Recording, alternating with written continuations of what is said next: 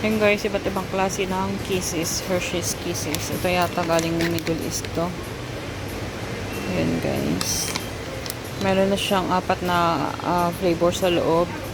Tsaka ito, cookies and cream. Ito guys, masarap. Milk chocolate. Ayan, Hershey's with almonds. And then, kisses with hazelnuts. At tsaka, same lang din. Ayun, yung malalaki na siya. Ayan guys.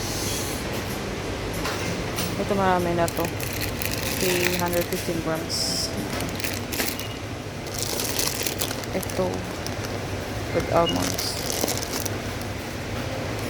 Ayan guys, kisses everywhere. Ito pala malaki siya. 70 piraso yung laman.